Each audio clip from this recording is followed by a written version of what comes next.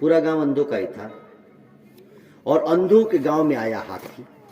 अब सोचो, तो हाथी आया तो हाथी के ऊपर घंटी बंधी रहती है। हाथी वाले को देखोगे, चलती हाथी तो घंटी बजती है। अब घंटी बजने से अंधों को पता लगा कि हाथी आया। पूरा गांव अंधों का है, सब बिना आंख वाले रहते हैं। अंधे दौड़े, ओ हाथी वाले हाथी वाले। हाथी वाले ने कहा हट जाओ, ये हाथी है। हाँ हाँ हाँ हाथी, हमको पता है, हाथी रोको। हाथी वाले ने कहा तुम क्या करोगे? बोले हम हाथी देखना चाहते हैं। अब आंख है ही नहीं तो देखोगे कैसे? बोले हम आंख के अंधे हैं, अकल के अंधे नहीं है। तुम हाथी को रोको, हम हाथी को छू के जान जाएंगे हाथी कैसा होता है। हमको पता करना है हाथी होता कैसा है। कथा बिल्कुल छोटी सी, समझ लोगे तो बड़ा काम आ जाएगा। हाथी वाले ने हाथी को बिठा दिया। अब उतना लंबा हाथी कैसे छुपाएगा आदमी, 3.5 हाथ का हाथी बैठ गया। पूरा गांव इकट्ठा था। तो जिसने हाथी के पैर को छुआ उसको लगा कि हाँ हाथी पेड़ जैसा मोटा ताजा होता है। जिसने पूंछ को पकड़ा उसको लगा कि नहीं नहीं हाथी लाठी जैसा होता है, उसके ऊपर थोड़े बाल होते हैं। जिसने कान को छुआ उसको लगा कि नहीं नहीं हाथी सूप जैसा होता है। जिसने पीठ पर हाथ रखा तो उसको लगा नहीं हाथी तो चबूतरे जैसा होता है। जिसने सूंड पकड़ा तो उसको लगा नहीं हाथी सांप जैसा होता है, टेढ़ा बड़ा, सूंड टेढ़ा होता है। अब हाथी वाला तो चला गया, लेकिन जिस गांव में पूरे अंधे रहते तो उस गांव में कई भाग बट गए।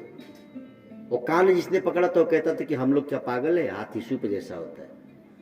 और जिसने पीठ पकड़ा था बोले जा जा हाथी चबूतरा जैसा होता है, हम भी तो देखे थे। पैर वाले ने कहा दोनों झूठ बोल रहे हो, हाथी पेड़ जैसा होता है। पूछ वालों ने कहा देखो ये तीनों झूठे हैं, हाथी लाठी जैसा होता है। अब एक मत रहने वाले कई मत में बट गए। आपस में झगड़ा होने लगा, एक दूसरे से बातचीत बंद हो गई। तो जो अंधे उस समय गांव में नहीं थे, गांव के बाहर थे, वो जब गांव में आए तो देखे कि हमारा गांव तो बट गया है कई भाग में। क्या हुआ था भाई, हम लोग तो बड़े प्यार से रहते थे, पूरे अंधों की बस्ती है, आखिर हम लोगों में इतना झगड़ा कैसे हो गया? बोले वो एक हाथी आया था और हाथी आया तभी से हम बटे। कुछ कहते हैं कि सांप जैसा, कुछ कहते हैं लाठी जैसा, कुछ कहते हैं सूप जैसा, कुछ कहते हैं चबूतरे जैसा। तो जो लोग नहीं थे गांव में बाद में उन्होंने कहा इससे तो अच्छा था कि हाथी नहीं आया होता, कम से कम हमारे गांव के लोग एक साथ मिलकर रहते तो थे। अच्छा हाथी गया किधर? बोले गया किधर क्या पता, लेकिन ये कहा कि फिर आऊंगा, इधर से वापस जाएगा। अब गांव के लोग इंतजार कर रहे कि हाथी फिर आए। हाथी वाला कुछ दिन बाद हाथी लेकर लौटा, फिर घंटी बजी, गांव वाले दौड़े। बिल्कुल छोटी सी बात है, समझने का प्रयास कीजिएगा। ए हाथी वाले हाथी रोको, हाथी रोको। हाथी वाले ने कहा आप क्या हुआ, जाते समय देखा तो था तुम लोगों ने हाथी? बोले हाँ देखा था, लेकिन तभी से तो कंफ्यूजन है, हाथी रोको। हाथी रोका गया, हाथी बिठाया। पूरा गांव अंधों का है। सबने पूछा हाथी वाले भाई तुम बताओ हाथी कैसा होता है? तो हाथी वाले ने कहा क्यों? बोले बताओ हाथी सूप जैसा होता है कि नहीं? जो कान पकड़े थे तो बोले हाँ हाथी सूप जैसा होता है। तो जिन्होंने पीठ पकड़ा था बोले हाथी चबूतरे जैसा भी होता है? बोले हाँ। अब जिन्होंने पूंछ पकड़ा था बोले तो क्या हाथी लाठी जैसा भी होता है, उसके ऊपर थोड़े बाल लगे होते? बोले हाँ। जिन्होंने सूंड पकड़ा था बोले तो क्या हाथी सांप जैसा भी होता है? बोले हाँ। और जिन्होंने पैर पकड़ा बोले तो क्या पेड़ जैसा भी होता है? तो बोले हाँ। अंधों ने पूछा तो क्या 4-5 हाथी लेके घूम रहे हो? बोले नहीं, हाथी एक है। अब बताओ हाथी वाला झूठ बोल रहा है क्या? नहीं ना। अच्छा वो अंधे भी झूठ नहीं बोल रहे।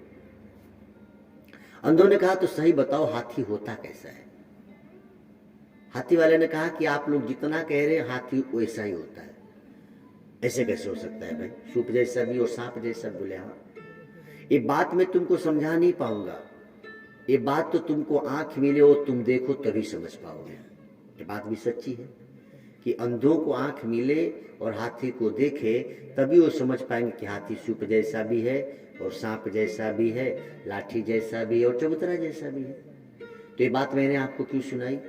इसलिए कि जैसे वो पूरे गांव के लोग आंख के अंधे थे और हाथी एक है, लेकिन कोई पैर पकड़ा तो पेड़ जैसा समझ रहा था, कान पकड़ा तो सूप जैसा समझ रहा था। ऐसे ही परमात्मा भी एक है, लेकिन हमारे भाव जैसे हैं।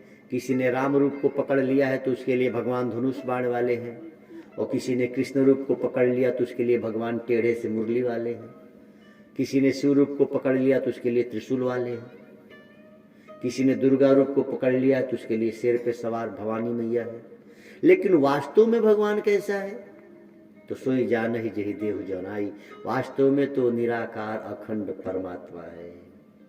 जैसे आप लोग को अनुभव होगा, घर में फ्रिज होगी तो जिस पात्र में हम पानी रख के फ्रिज में रखते उसी आकार का बर्फ हो जाता है। पानी ही है, लेकिन आकार क्यों बना? पात्र के हिसाब से। आपने कटोरी में पानी रखा, फ्रिज में डाला तो बर्फ कैसा होगा? कटोरी के आकार का। लेकिन गिलास में पानी भर के रख दिए फ्रिज में तो कैसा हो गया? गिलास के आकार का।